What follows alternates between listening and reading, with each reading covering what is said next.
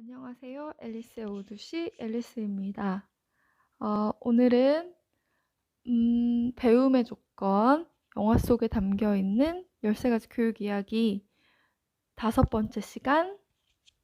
짠! 인공지능이 스스로 성장하다, 채피라는 영화에 대한 이야기입니다. 제가 본 영화도 있고 안 본 영화도 있기 때문에 안 본 영화를 줄거리만 읽어보고 소개를 해도 되나 생각을 했는데, 제가 궁금한 거는 영화라기보다 정말 이 책 제목대로 영화 속에 담긴 교육 이야기이기 때문에 이 책에서 제공하는 그 줄거리를 파악하는 것 정도의 기초에서 저도 책을 통해 이해를 해보려고 합니다. 이 채피라는 영화는 이제 2가지 인공지능의 로봇이 나온다고 해요. 남아프리카 공화국에서 이제 경찰을 대신할 로봇을 만드는데, 첫 번째 로봇은 덩치가 큰 무스라는 로봇이에요. 그거는 이제 사람이 타고 조종을 하는 거고요. 두 번째는 훨씬 크기가 작은 이제 사람 정도의 크기의 로봇인데, 인공지능에 따라 스스로 움직이는 스카우트 프로그램이라는 거예요.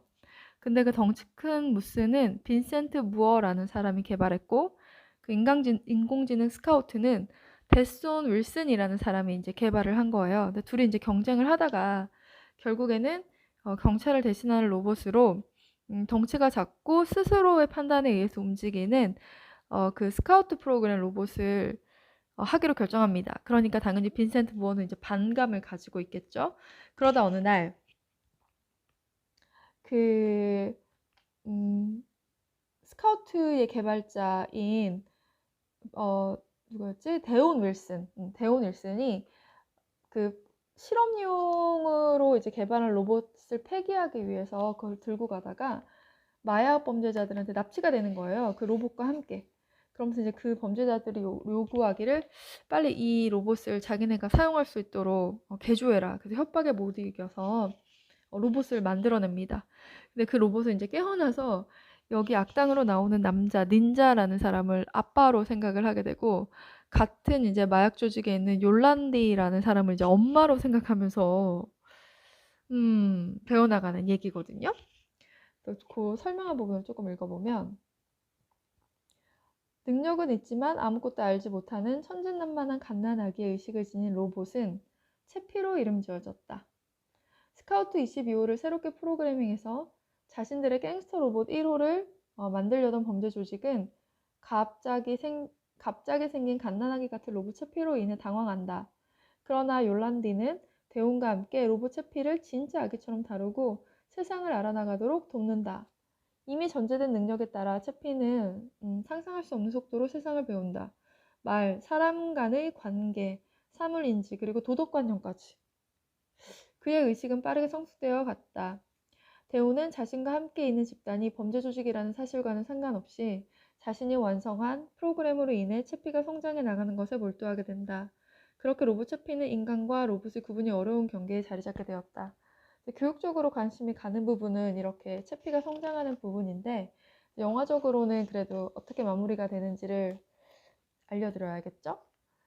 그렇게 이제 어쨌든 악용이 되어 채피를 범죄에 사용을 합니다. 그러다가 나중에 이제 현금 수송 차량을 탈취하게 되거든요. 그런데 그 자기가 믿었던 아빠라는 그 닌자가 그 부분도 읽어볼게요. 이제 필요한 자신의 몸체를 구하기 위해 아빠라 칭하는 닌자를 도와 현금 수송 차량을 탈취한다. 그러나 그는 닌자가 애초 자신을 도와줄 생각이 없었다는 사실을 알고 분노한다. 이때 빈센트는 커다란 무어라는 그 커다란 로봇을 개발했던 그 사람이었어요. 경쟁자. 빈센트는 자신의 존재감과 자신의 무기인 무스네요. 무스가 지닌 능력을 보여주기 위해 온 도시를 무법천지로 만들었다. 그리고 마지막까지 남은 스카우트 로봇 채피를 없애려고 접근한다. 인간이라 불리는 모두가 자신을 속였다고 실망한 채피는 싸우기를 거부했지만 결국 자기의 개발자인 그 대온을 죽이려는 빈센트에 맞서 싸운다. 이 과정에서 채피는 자신에게 가장 중요한 엄마 욜란디와 자신의 개발자인 대온을 잃는다. 끝일까요? 끝이 아닌가 봐요. 나중에 이들은 마음 복제를 통해 다시 로봇으로 되살아난다고 합니다. 여기까지가 영화 이야기고, 그렇다면 이 영화가 들려주는 교육적 이야기는 무엇인지 함께 읽어보겠습니다. 대온이 만들어낸 이 인공지능 로봇은요, 이렇다고 해요. 대온이 완성한 인공지능은 축적된 정보를 분석하는 수준을 넘어선다. 인간이 스스로의 존재에 대해 의심하고 자신의 의심을 넘어설 수 있는 사유를 하는 것처럼 인공지능을 가진 채피는 스스로의 존재성을 사유한다. 그리고 감정을 배우고 느낀다. 인간 아닌 인간 같은 감정을 지녔고 무엇보다도 완벽하게 인간보다 더 인간같이 스스로의 느낌을 표현한다. 인공지능을 가진 채피를 인간으로 보아야 할까? 몸을 구성하는 것들이 온갖 금속으로 만들어진 부속품들이고 몸의 외피는 티타늄으로 만들어졌다는 것을 제외하고 채피는 인간이 아니라고 할 수 없다. 채피의 존재는 인간을 인간답게 하는 것은 무엇일까를 진지하게 고민하게 한다. 채피는 말을 배워서 할 줄 안다. 모방하고 반복함으로써 자신의 성격을 만들어간다. 좋은 것과 나쁜 것, 옳은 것과 그른 것을 배운다. 그리고 좋고 옳은 것을 추구하려 노력한다. 적어도 또 다른 경험에 의해 그것이 좋고 옳은 것이라는 전제가 부인되기 전까지는 말이다. 친근함을 표시할 줄 알고 두려움에 사로잡히기도 한다. 외로움을 느끼고 함께 있는 것에서 안전함을 느낀다. 그리고 가족과의 행복을 추구한다. 알아가는 것에 대한 기쁨을 알고 세상에 존재하는 다양한 지식과 도전에 대해 각기 깨우치고 맞설 필요가 있다고 느낀다. 자신에게 무엇이 가장 필요한지를 판단하고 이를 성취해야 할 목표를 설정할 수 있다. 그리고 그 목표를 향해 도전을 반복한다. 경험하는 것들을 사실로 받아들이지만 그 사실과 사실이 서로 충돌한다는 것을 발견하고 실망한다. 정말 거의 사람 같다는 생각이 드네요. 계속 읽어보면 기대한 것이 거부되는 상황에서 불같이 화를 낸다. 갈등과 긴장 속에서 문제를 해결하는 방법도 찾아낸다. 사람을 위로할 줄도 안다. 무엇보다 살아가는 것의 의미를 곱씹어 사유하고 죽지 않고 영원히 살고 싶다는 소망을 갖는다. 이런 채피는 인간일까 아닐까? 여전히 고민이 된다.